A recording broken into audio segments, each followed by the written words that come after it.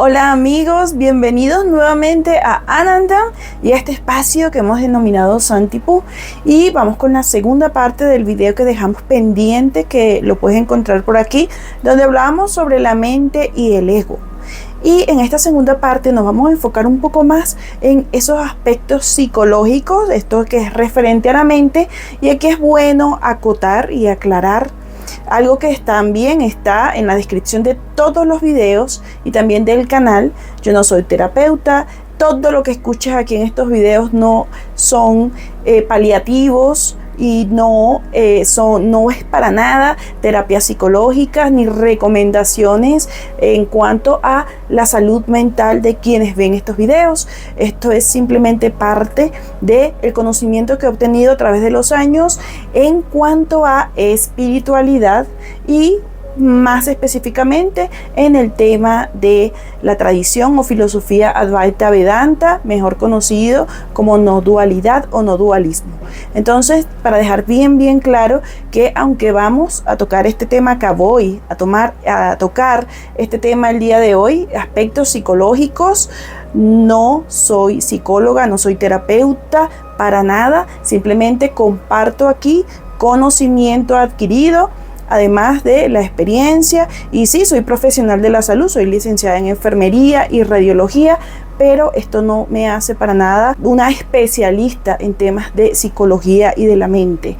Entonces, lo que viene a continuación es todo lo que he aprendido en cuanto a lecturas y cómo se obtienen pues este tipo de conocimientos, pero enfocado hacia la parte espiritual, especialmente de Advaita Vedanta. Así que comenzamos. En el pasado video hablamos sobre el ego, ¿no? Y esto es lo que vamos a retomar en este video, de cuáles son estos aspectos psicológicos que nos mantienen apegados a la identidad de un yo. Pues bien, los aspectos psicológicos que nos mantienen más apegados a esta identidad, ¿no? A ese ego, a esa identidad que está separada, que sentimos que está separada, que es lo natural, son aspectos que están profundamente enraizados en la estructura de la mente humana. Estos patrones son mecanismos de supervivencia que evolucionaron para asegurar nuestra adaptación en el mundo, pero también son las mismas fuerzas que refuerzan la sensación de ser un yo individual y separado. Entonces, a continuación voy a intentar exponer estos aspectos, ¿no? O los más importantes. Primero tenemos el miedo a la desaparición, o que es lo mismo, el miedo a la muerte, ¿no? Uno de los factores psicológicos más poderosos en el ser humano es el miedo a la aniquilación, a la pérdida, ¿no? O a la muerte, y en este caso hablando de la muerte del yo. El ego, el yo, teme su disolución porque se basa en la identificación con la forma, con las ideas, con la experiencia misma, ¿no? Entonces, este miedo, al final, es el yo temiendo a lo desconocido, y eso nos mantiene apegados a la identidad individual. Entonces, cualquier amenaza a la imagen personal, al estatus o al sentido de control puede desencadenar esto que vemos mucho, que es la ansiedad y sobre todo resistencia, ¿no? Reforzando esa identificación con el ego. Este miedo también se manifiesta en lo que también vemos muchísimo, que es la necesidad de control y en la resistencia al cambio. En segunda instancia tenemos la búsqueda de seguridad y certidumbre. El ego, el yo, está constantemente buscando seguridad y estabilidad en un mundo que es intrínsecamente cambiante e incierto. Es decir, esta búsqueda de seguridad puede tomar la forma de acumular bienes materiales, asegurar relaciones o apegarse, ¿no? A la pareja, a las relaciones no solo de parejas, también de amistad, a los hijos, a los padres, adquirir conocimientos, muchos conocimientos, mientras más mejor, o establecer creencias sólidas sobre uno mismo y el mundo. La búsqueda de certidumbre, esto refuerza la idea de que hay un yo separado que necesita protegerse y asegurarse en un entorno incontrolable. La mente se aferra a conceptos y experiencias que parecen proporcionar esa sensación de solidez, ¿no? De seguridad, pero estas son siempre temporales. También está, como tercero, el deseo de reconocimiento y aprobación, ¿no? Ese deseo de ser amado, de amor. El ego tiene una profunda necesidad de ser reconocido, de ser validado, de ser amado. Este deseo impulsa muchísimas de nuestras acciones y decisiones. La mente busca constantemente validación externa. ¿Para qué? Pues para afirmar la existencia, ¿no? Su propia existencia y la importancia de ese yo. Entonces aquí vemos que las críticas, el rechazo, la indiferencia son percibidos como amenazas al sentido del yo, lo que lleva a la mente a buscar situaciones que confirmen una identidad más positiva y evitar aquellas que la desafíen. Este impulso crea un ciclo constante de búsqueda de aprobación y de la sensación de pertenencia. Como cuarto, tenemos la comparación y la competencia. El ego se define en gran medida a través de la comparación con los demás. La mente va estableciendo la identidad del yo al compararse con otros y va reforzando así la sensación de separación. Entonces, este proceso implica juzgarse a uno mismo en relación con los logros, con las habilidades, con las características de uno o experiencias de otras personas. Entonces, la competencia surge como una forma de fortalecer ese sentido del yo a través de la superioridad, o por el contrario, de reforzar la identidad a través del victimismo o la inferioridad.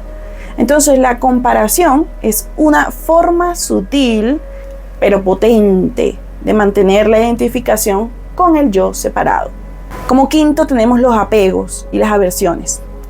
El yo está profundamente implicado en un ciclo de apegos y de aversiones también. Entonces nos apegamos a lo que creemos que nos dará placer, a lo que nos va a dar seguridad o confort o comodidad, y rechazamos lo que creemos que nos va a causar dolor, que nos va a causar incomodidad o que representa una amenaza. Entonces, estos apegos y estas aversiones están basados en la creencia de que hay un yo separado, ¿no? Que necesita protegerse y satisfacer sus deseos. ¿Qué es lo que hace la mente? La mente se identifica con las experiencias agradables, ¿no? Y ¿qué hace también? Pues busca retenerlas y rechaza las experiencias desagradables, buscando evitarlas, ¿no? Lo que hace es perpetuar este ciclo de identificación con ese yo, con ese ego, que se identifica tanto con las experiencias agradables como con las desagradables. Entonces se va perpetuando este ciclo de identificación y de sentido de separación. Como sexto, tenemos la construcción de historias personales. La mente es especialista en esto. La mente crea una narrativa personal que mantiene una continuidad del yo, como vimos en el video pasado. Eso es lo que hace la mente para crear esa continuidad en el tiempo. Entonces, estas historias están compuestas por recuerdos, por experiencias pasadas, por deseos futuros y con creencias sobre quiénes somos y qué queremos ser. Entonces, la mente va elaborando una identidad basada en estas historias, ¿no? Y va dando lugar a la sensación de ser un individuo único, con un pasado definido y con un futuro proyectado. Entonces nos aferramos a estas narrativas porque dan sentido y dan significado a nuestra existencia, pero también son la base de la ilusión de un yo separado que necesita ser defendido y necesita ser preservado. Como séptimo, también muy común, tenemos la identificación con roles y etiquetas, porque nos identificamos profundamente con los roles que desempeñamos en la vida. Por ejemplo, ser padre, ser madre, ser trabajador, ser amigo, ser profesional, estudiante, ciudadano, religioso, espiritual. Estos roles son importantes para nuestra función en el mundo, pero cuando nos definimos exclusivamente a través de ellos, reforzamos la idea de un yo fijo. Las etiquetas que usamos, ¿no? Para describirnos a nosotros mismos, como lo que dijimos antes, nuestras profesiones, nuestras habilidades, nuestras creencias políticas o espirituales, también van a reforzar la identidad del ego. Entonces, el problema no es, ojo, no es tener roles o etiquetas. Si eres enfermera, eres abogado, eres maestra, eres estudiante, eres esposo, eres mamá. Lo que aquí donde radica el problema es en identificarnos absolutamente, totalmente con ellos, creyendo que son la totalidad de lo que somos. De octavo tenemos las creencias y opiniones fijas, ¿no? Las creencias que están firmemente arraigadas y las opiniones, ¿no? Que son una forma en que el ego mantiene su identidad. Estas creencias pueden ser sobre la naturaleza del mundo, nuestras capacidades, nuestro valor personal o incluso sobre la espiritualidad. Entonces la mente se aferra a ellas como una forma de definir a un yo que sea coherente, que sea estable. La resistencia a cuestionar nuestras creencias o aceptar nuevas ideas puede ser también una defensa del ego para mantener su identidad, para evitar la inseguridad que surge cuando se enfrenta a lo desconocido. Como noveno tenemos el miedo a la vulnerabilidad, a la imperfección. El yo teme la vulnerabilidad y a la imperfección porque las percibe como una amenaza para la autoimagen. Nos apegamos a la idea de ser competentes, de ser fuertes, de ser moralmente correctos, de ser especiales, y cualquier señal de debilidad o de fallo va a ser percibida como un ataque al yo. Entonces la mente tiende a protegerse a través de la defensa, de la justificación o de la negación, y esto de nuevo va a reforzar la identificación con una imagen específica de uno mismo. De décimo tenemos la resistencia al presente. El ego suele vivir o en el pasado o en el futuro, pero rara vez en el momento presente.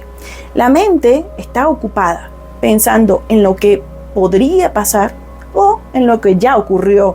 Entonces siempre está buscando algo más allá de lo que es. Esta resistencia a la plena presencia es una forma que en que el ego mantiene su identidad, ¿no? Ya que el sentido del yo se disuelve en la conciencia plena del presente. El ego necesita el tiempo psicológico, ¿no? Para existir. Necesita la proyección hacia el futuro o la memoria del pasado. Entonces, vamos a hacer un pequeño resumen aquí. Los aspectos psicológicos que nos mantienen apegados al yo son patrones que están profundamente arraigados, que tienen su origen en la necesidad de seguridad, de validación y control, y también de permanencia. Entonces, el ego se aferra a estos patrones para afirmar su existencia y mantener la ilusión de ser un individuo separado en un mundo que es incontrolable, que es impredecible. Entonces la liberación, el despertar, no consiste en luchar contra estos aspectos, sino en verlos con claridad y comprender que son construcciones mentales. Al hacerlo, al menos vamos a empezar a experimentar la vida desde un lugar de desapego y libertad, y así reconocer que la verdadera esencia está más allá de estos condicionamientos. Ok, y vamos con la dinámica de preguntas, y vamos con una que no es tan osada, pero tal vez pueda parecer así. ¿Existirá alguna patología que pueda afectar la mente o a la psique como trastornos que están fuera de nuestro control y que pueden impedir ese desapego por completo y por tanto alejarnos de la realización? Pues sí, existen patologías que pueden afectar profundamente a la mente, dificultando o incluso en algunos casos pueden llegar a impedir el desapego y la realización personal. Quiero aclarar esto. Si bien la liberación, la iluminación, el despertar, el darse cuenta, el salir de la confusión está disponible para todos, hay condiciones. Hemos hablado en otros videos sobre cuestiones que están fuera de nuestro control. De hecho, se habla de trabajos que pudiste haber hecho en vidas pasadas, aunque Advaita no se posiciona muchísimo en lo que son las vidas pasadas, pero sí reconoce esa rueda de samsara. Entonces, decir que la liberación, el darse cuenta, ese reconocimiento de nuestra propia naturaleza, nuestra verdadera naturaleza, está disponible para todos, quiere decir es que es así, está esa potencialidad en todos los seres, pero sí hay aspectos, sí hay factores que pueden dificultar, y de eso es que vamos a hablar en este momento. Entonces, en algunos casos, si hay algunas patologías o trastornos psicológicos, también neurológicos, que pueden alterar la forma en que la mente va a procesar la realidad, ¿no? Y de cómo se relaciona con ella, con la realidad aparente. Y por ende también de la realidad real. Entonces, aquí es importante comprender que estos trastornos no son fallos espirituales, sino que son condiciones que requieren un enfoque, de hecho, muy compasivo, a menudo combinado con ayuda terapéutica o médica de profesionales, que también lo hablamos en otro video, los más idóneos, psicólogos, psiquiatras. Entonces, a continuación te voy a presentar algunas de las condiciones que pueden influir en la capacidad de experimentar el desapego. Tenemos el trastorno de ansiedad, ¿no? Trastorno de ansiedad generalizada, ¿no? El trastorno obsesivo compulsivo, que muchos conocen como TOC y que se puso de moda recientemente, pero estamos hablando ya a nivel de verdad bien profesional. Estamos hablando de la trastornos de ansiedad generalizada y trastornos obsesivos compulsivos. Estos trastornos están caracterizados por una preocupación excesiva, miedo constante y, en el caso del TOC, pensamientos repetitivos e intrusivos. Voy a hacer una pausa acá para decirte que no tomes lo que voy a decir a continuación, o sea, estos trastornos, para autoevaluarte y decir, yo tengo eso. Entonces, continuamos con el trastorno obsesivo compulsivo. La mente, ¿no? Bajo estos estados el TOC y la ansiedad, la mente está constantemente atrapada en un ciclo de preocupación, en un ciclo de control, ¿no? Lo que puede dificultar la práctica de desapego, ¿no? Entonces, las personas con ansiedad crónica, con ansiedad generalizada, pueden tener dificultades para descansar en el momento presente, ya que la mente está enfocada en lo que hablamos anteriormente, en el pasado, en el futuro, en posibles amenazas, ¿no? En problemas que se pueden presentar. Y esto, como dijimos y hemos dicho muchísimo, va a reforzar la identificación con ese yo ansioso, con ese yo preocupado. Luego tenemos la depresión mayor, ¿no? La depresión mayor es una condición que afecta a la mente, pero a un nivel profundo. No estamos hablando de la depresión de se murió mi gatico y me quedé 3 días en cama, no tengo ánimos, no estoy motivado. Eso es un episodio de depresión, pero aquí vamos a hablar de la depresión ya profunda, ¿no? Porque en este estado la mente puede estar atrapada en sentimientos de desesperanza, de inutilidad y de apatía, pero profundas, ¿no? Entonces la energía vital se va a ver reducida y la sensación de separación, obviamente, y esos aislamientos se van a intensificar. Entonces la identificación con el yo, con ese yo depresivo, es muy fuerte en estos casos, ya que la mente se ve absorbida por los pensamientos negativos y repetitivos y esa incapacidad de ver más allá de ese estado mental. Entonces, la práctica del desapego puede parecer imposible para quienes están profundamente deprimidos, ya que la percepción de la realidad se va a ver distorsionada por ese dolor emocional. También podríamos hablar del espectro autista, ¿no? Entonces, las personas que están dentro del espectro autista pueden experimentar el mundo de una manera muy diferente a la mayoría, y de hecho es así. Entonces, algunos pueden tener dificultades para comprender o para interpretar las emociones de los demás, lo que puede afectar la conexión empática y la experiencia de relaciones. Sin embargo, esto no necesariamente significa una incapacidad para el desapego, sino que el camino hacia la realización puede ser diferente, ¿no? Entonces, a menudo las personas con autismo pueden tener una conexión intensa con sus propias experiencias sensoriales y con los patrones mentales. Y esto lo que puede hacer es que ciertos aspectos del desapego sean más desafiantes. También está lo que se llama trastorno límite de personalidad, ¿no? El trastorno límite de la personalidad se caracteriza por una intensa inestabilidad emocional, también por miedo al abandono y cambios abruptos en la percepción del yo. Entonces, la identidad del yo en las personas con TLP, que así se le conoce, es muy fluctuante, ¿no? Y depende en gran medida de la validación externa. Entonces, la falta de una sensación de identidad, de esa sensación de identidad estable, que sea estable, puede llevar a una dependencia extrema en las relaciones o en las experiencias, y esto va a dificultar el desapego. Entonces, en este caso, la disolución del ego o la disolución de la identificación con el ego podría ser percibida como una amenaza aún mayor, ¿no? Debido a esa fragilidad de la identidad. Entonces, esto lo que puede generar es una intensa resistencia.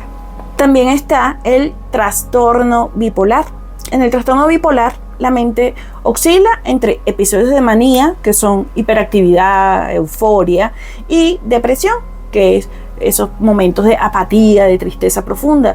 Entonces, esta montaña rusa emocional y mental puede dificultar la estabilidad necesaria para la autoindagación, para esa investigación profunda en el yo y, por lo tanto, en el desapego. Entonces, por ejemplo, en los estados maníacos, la mente está identificada con una versión grandiosa del yo, mientras que en los estados depresivos puede identificarse con la desesperanza o con eso de que no sirvo, con la inutilidad. Entonces, la fluctuación entre estos estados complica la capacidad de mantener una observación constante y desapegada. Y seguimos avanzando, tenemos acá también la esquizofrenia o trastornos psicológicos psicóticos. Entonces, la esquizofrenia y otros trastornos psicóticos implican una ruptura significativa con la realidad. Las personas que experimentan alucinaciones, delirios o pensamientos desorganizados pueden tener dificultades también para distinguir entre lo real y lo ilusorio. Entonces, en estos casos, la mente puede estar atrapada en construcciones que no tienen relación con la realidad compartida, ¿no? Entonces, esto puede hacer que la práctica espiritual basada en la observación clara, en la observación desapegada, sea extremadamente desafiante. Pero también hay casos en los que algunas experiencias de personas con esquizofrenia tienen una dimensión espiritual, pero sin un contexto adecuado, es decir, sin apoyo. Necesitan un apoyo de un profesional, de un terapeuta, de alguien que pueda guiarlos, porque sin este apoyo lo que pueden hacer es que estas prácticas espirituales se vuelvan desestabilizadoras. También está el trastorno de estrés postraumático, y este trastorno es una condición que surge después de experiencias traumáticas severas.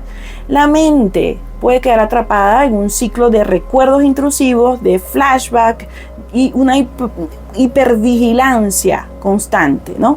Esto, de nuevo, refuerza la identificación con un yo traumatizado.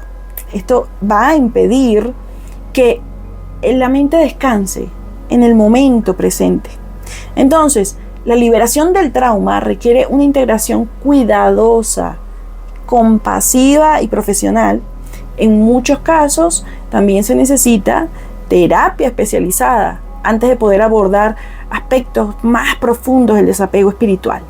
También tenemos el narcisismo patológico. El narcisismo patológico se caracteriza por una identificación extrema con una autoimagen inflada, ¿no? Por ende, una necesidad constante de admiración y falta de empatía. En este caso, el ego es especialmente resistente al desapego, ya que toda la estructura psicológica está diseñada para proteger y reforzar a esa imagen del yo como superior o como especial.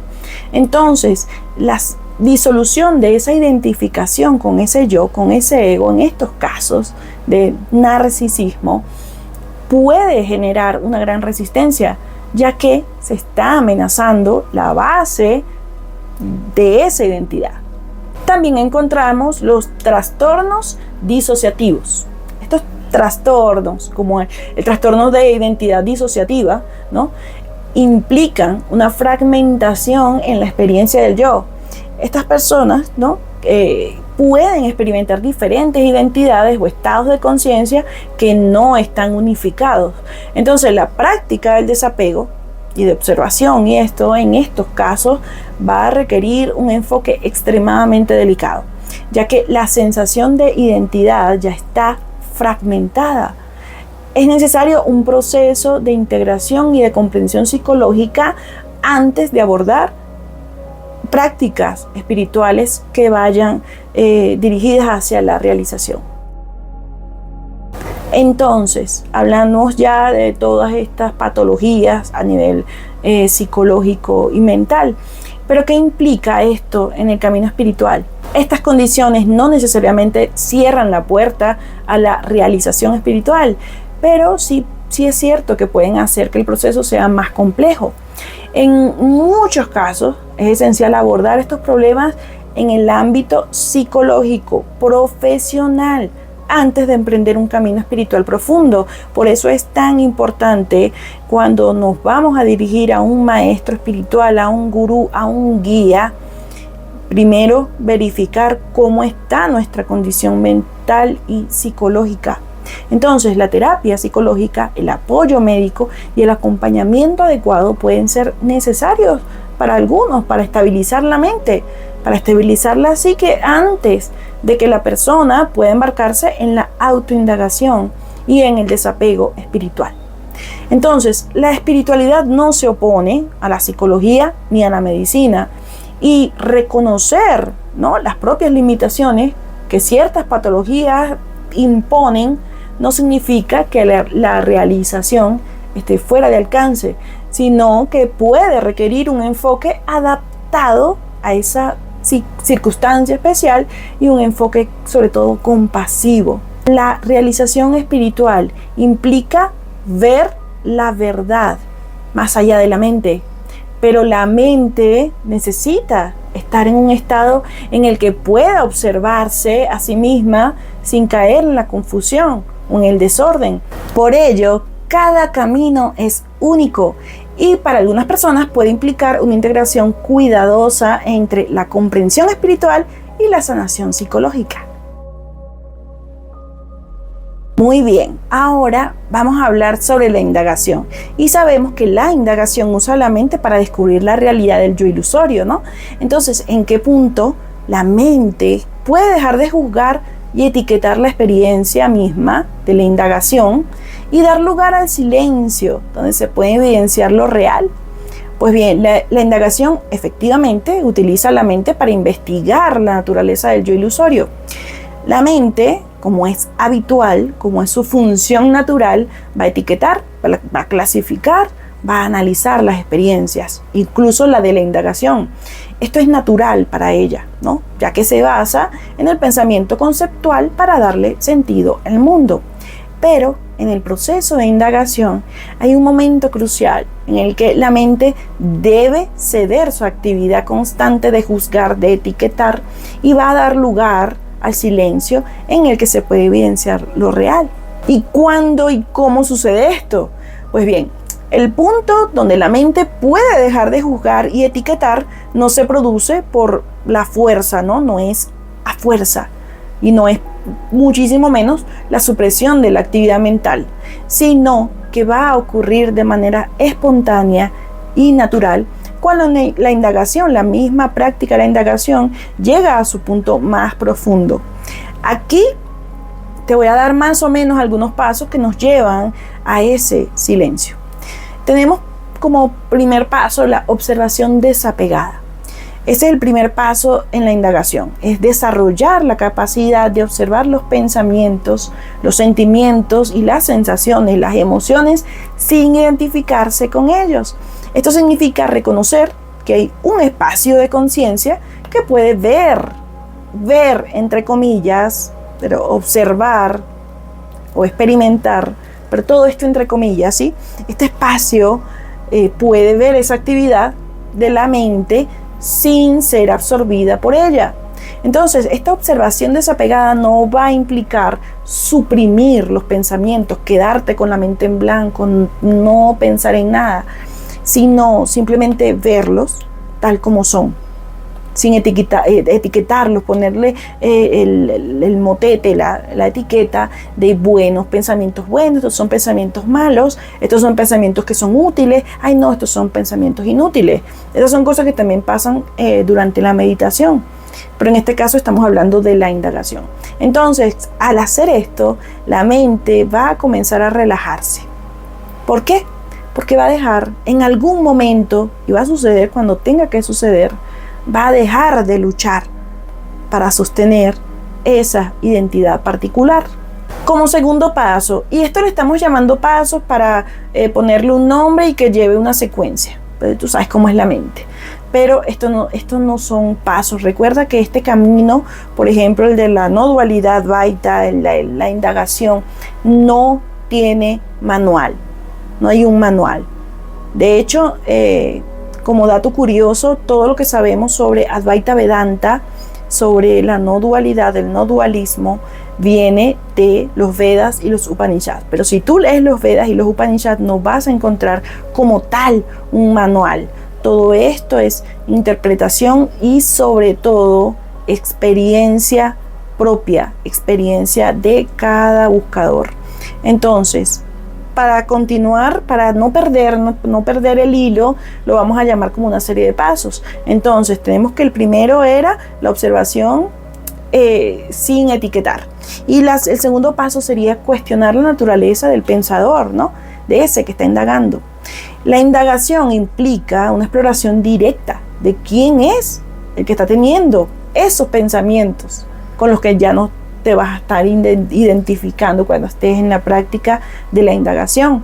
Entonces, en lugar de quedar atrapado en el contenido de esos pensamientos, lo que vas a hacer o lo que se hace allí es la pregunta esencial. ¿Cuál es la pregunta esencial? ¿Quién soy yo? Al enfocarse en esta pregunta, la atención se dirige hacia el origen del yo que experimenta los pensamientos. Obviamente, y si ya lo has hecho, vas a ver a la mente respondiendo de 1001 formas. Entonces, ¿qué vas a hacer con esos pensamientos? Nada, absolutamente nada, no se tocan, no se etiquetan. Este cuestionamiento directo no busca precisamente eso, una respuesta intelectual, sino una experiencia inmediata de lo que permanece cuando el yo ilusorio se disuelve. Como tercer paso tenemos reconocer la naturaleza de la mente, ¿no? Que era lo que hablábamos o era el objetivo del video anterior, de conocer cuál es la naturaleza de la mente, y es lo que hicimos también en la primera parte de este video. ¿Cómo es la mente? ¿Qué es lo que hace? ¿Qué es lo natural en ella? Reconocer su naturaleza.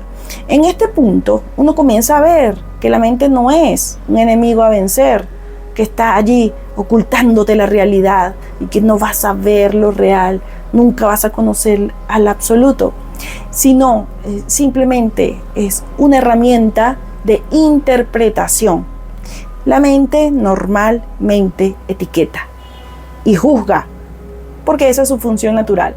Sin embargo, a medida que vamos profundizando en la indagación, se va volviendo más claro que lo que somos no es la mente, sino aquello en donde esa mente está ocurriendo, ¿no?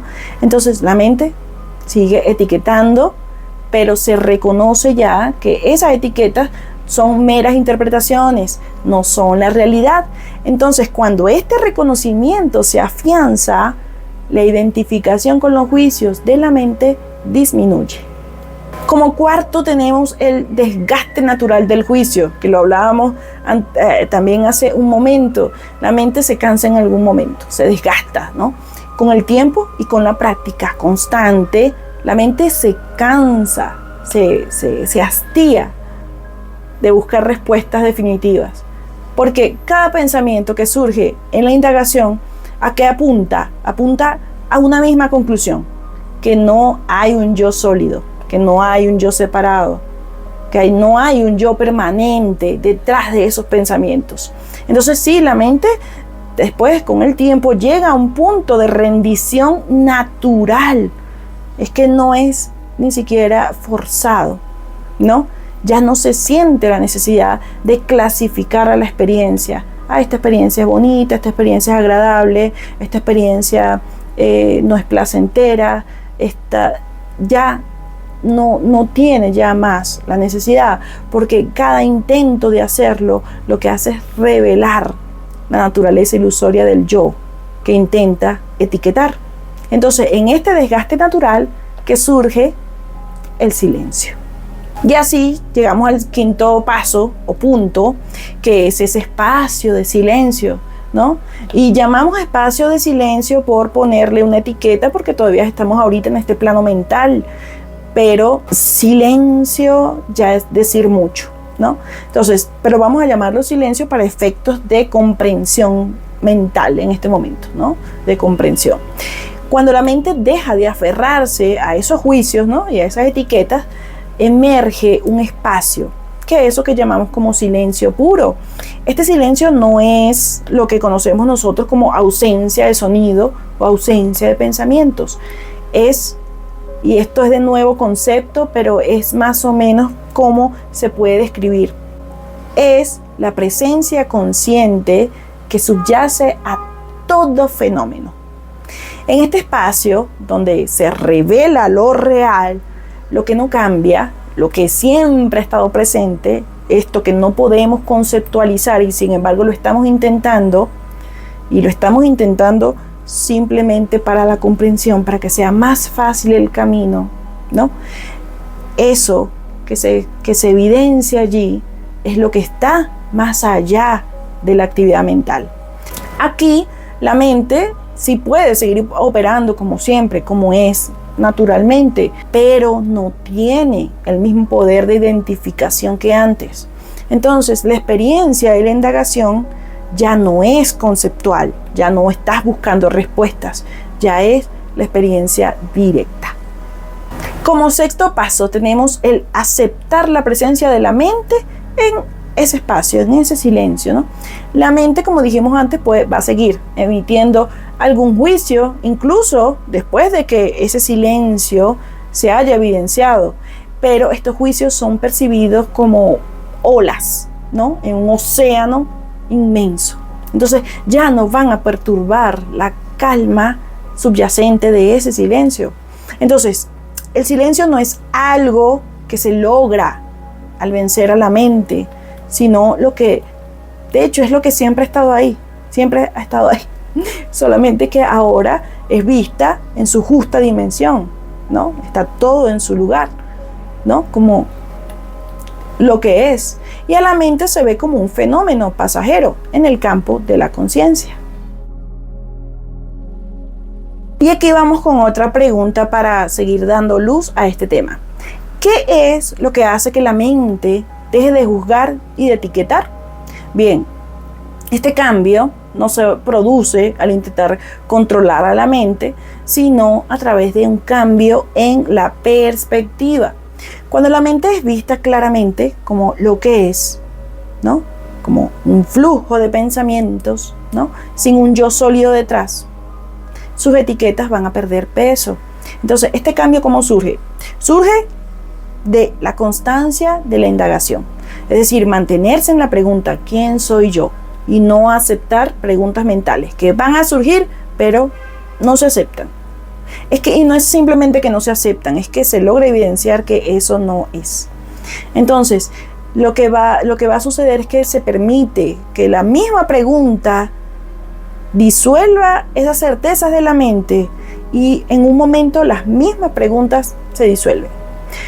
También está el reconocimiento de lo impersonal, darse cuenta de que los pensamientos, los sentimientos, las sensaciones, las emociones son eventos que aparecen y desaparecen en la conciencia y que no tienen un dueño real. Está también la desidentificación o dejar la identificación con el yo. Entonces, cuando se comprende que el yo al que la mente se aferra no es más que una construcción mental. Cuando ya eso está muy claro, cuando ya no hay confusión sobre eso, la mente va a perder esa urgencia que tiene siempre de protegerse, de proteger a esa identidad y de protegerse también a ella misma. Entonces aquí el juicio y la evaluación se van a desvanecer porque ya no hay nada que proteger, ya no hay nada que defender. También tenemos la paradoja que no puede faltar, las paradojas en Advaita Vedanta, la paradoja del silencio y la mente. Miren, es importante destacar que el silencio no es el fin de la mente. Como dije anteriormente, la mente va a seguir operando en el mundo y debe ser así, va a seguir moviéndose y siendo mente en el mundo, este mundo de la dualidad. ¿Por qué? Porque nos ayuda en la vida cotidiana. Entonces, el error no está en la mente en sí, sino en la identificación con los pensamientos. Entonces, cuando el silencio se establece, la mente puede ser una herramienta útil, pero ya no es vista como la portadora de la verdad última, la que tiene todas las respuestas. Entonces, ese silencio en el fondo es donde la mente surge y desaparece. Y ese fondo es lo que uno realmente es. Así que en última instancia, la indagación no tiene como objetivo destruir a la mente, sino reconocer su naturaleza limitada y transitoria. Entonces, esto permite que lo que es ilimitado y eterno se revele por sí mismo. Es en ese reconocimiento donde la mente deja de juzgar, no porque haya sido reprimida, sino porque ha sido comprendida. Y bien, llegó el momento del resumen de estos temas que hemos tocado hoy. Primero tenemos a la mente, ¿no? La mente en su forma habitual ya sabemos que se caracteriza por su constante actividad de juzgar, categorizar y de analizar las experiencias. Entonces, en el camino espiritual, comprender su naturaleza, y por eso es que yo les ofrezco estos videos. Comprender su naturaleza es esencial para no identificarse con ella, para conocerla, comprenderla y no identificarse con ella, reconociéndola como un fenómeno pasajero, poniéndola en su lugar y no como nuestra identidad esencial. También hablamos del ego, que es una construcción mental, una identidad que surge cuando la mente se identifica con los pensamientos, con las emociones, con los recuerdos y con muchas cosas más. Entonces, no nacemos con el ego, sino que lo construimos durante nuestra vida a través de nuestra experiencia y nuestras creencias y apegos. Si no sabes de qué estoy hablando, esto de cómo surge el ego, te voy a dejar el video anterior por acá, que allí hablamos de dónde surge el ego cuando nacemos desde pequeñitos y cómo se va construyendo a lo largo de nuestra vida. En el camino espiritual, el objetivo no es eliminar el ego, sino dejar de identificarse con él, con sus patrones y sus cositas, ¿no? Entonces, ¿qué es lo que vamos a hacer? Vamos a permitir que la esencia de lo que somos, que es la conciencia pura, el absoluto, Brahman, Dios, lo real, puedes darle el nombre que quieras, porque al final el nombre no importa. Y no es porque no sea importante, sino porque no es relevante ni revela nada. Entonces, sabiendo que al final, no importa cómo le llamemos, esa conciencia pura se revela. Hablamos también sobre la indagación y el desapego. La indagación, esta búsqueda, esta investigación espiritual, es un proceso de cuestionar profundamente la naturaleza del yo que creemos ser, con la finalidad de ver que no hay una entidad sólida detrás de los pensamientos.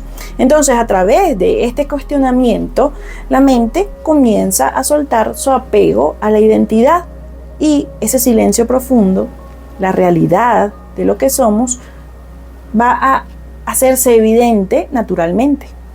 También hablamos del silencio, ¿no? El silencio, que ya sabemos que no es la ausencia de pensamientos, sino el reconocimiento de lo que está más allá de la mente y del pensamiento, ¿no? Entonces es la presencia pura, la conciencia inmutable. Y aquí estamos, seguimos poniéndole nombres, pero de nuevo esto es para la comprensión. La mente sigue existiendo, pero ya no es el centro de nuestra identidad. Entonces este silencio es el campo donde todo fenómeno surge, donde todas las cosas aparecen y desaparecen, y donde esa misma verdad última de nuestro ser se revela. Hablamos también del juicio de la mente y del silencio interior. Y volvemos a hablar de un poco del silencio. A medida que la indagación profunda se lleva a cabo, la mente, que normalmente está llena de juicios, de etiquetas, va a comenzar a ceder. El proceso de entender que no somos nuestros pensamientos permite que los juicios se vayan disolviendo. Y esto va a abrir como un espacio para la experiencia directa de esa conciencia pura.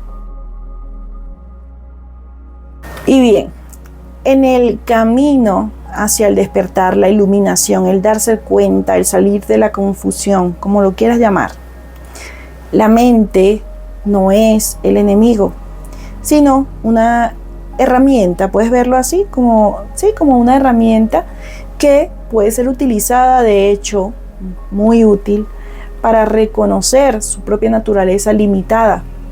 Entonces, en el momento en que dejamos de identificarnos con los pensamientos y con ese yo, nos damos cuenta de que lo que somos realmente siempre ha estado allí, ¿no? En lo profundo de nuestro ser, mucho antes de que la mente surgiera. Ese espacio silencioso, como que llamamos antes, que está lleno de presencia, está lleno de conciencia, es pura conciencia. Ese es nuestro hogar natural. La verdad no se encuentra en las construcciones mentales ni en la lucha contra esas construcciones mentales, sino en el reconocimiento de que todo lo que buscamos ya está presente. Solo necesitamos soltar ese peso del yo y de sus juicios, de sus cositas, ¿no? Para experimentar la paz, la libertad, la dicha, Sat Chit Ananda. Eso surge cuando nos damos cuenta de que somos ya eso que está completo, eso que es libre. Y es una paradoja hermosa, ¿no? Cuanto más nos soltamos, más descubrimos que somos eso, siempre hemos sido eso que es completo. La mente, en su sabiduría, se puede decir, se vuelve un instrumento para vivir la vida, pero sin pretender ahora, desde ese momento, sin pretender ser el dueño de nuestra identidad. En este reconocimiento se encuentra la verdadera libertad. Y bien, amigos, muchísimas gracias primero por su paciencia. Estas últimas semanas he recortado mucho el contenido porque he estado de verdad muy llena de trabajo, pero vienen cosas que nos va a alimentar muchísimo más, nos van a servir para continuar en este camino hacia experimentar lo real. Y de verdad muchísimas gracias también por estar aquí, por sus comentarios, por sus dudas, por compartir sus experiencias, sus reflexiones tan profundas, tan bonitas, por la confianza también para depositar allí en la cajita de comentarios esas cosas que surgen cuando ven algunos de mis videos.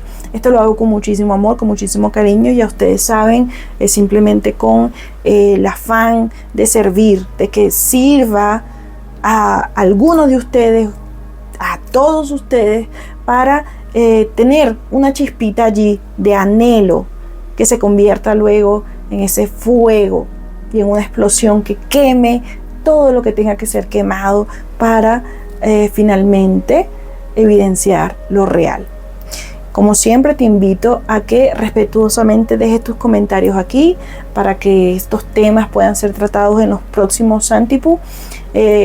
hacia esta servidora también muchísimo, con muchísimo cariño, porque bueno, no quiero más que compartir desde mi experiencia, mis conocimientos y sobre todo mi amor, enamoramiento, ya creo que es la palabra correcta, enamorada de la verdad, ¿no? Por eso creo que vamos corriendo hacia allá, ¿no? Como enamorados para encontrarnos finalmente con la verdad, y eso es lo que quiero compartir con ustedes, este enamoramiento, para que se encienda esa chispa de ese amor y que, bueno, finalmente pueda ser evidenciado cuando tenga que ser evidenciado. Me despido, muchísimas gracias por estar aquí y recuerda, no le hagas mente.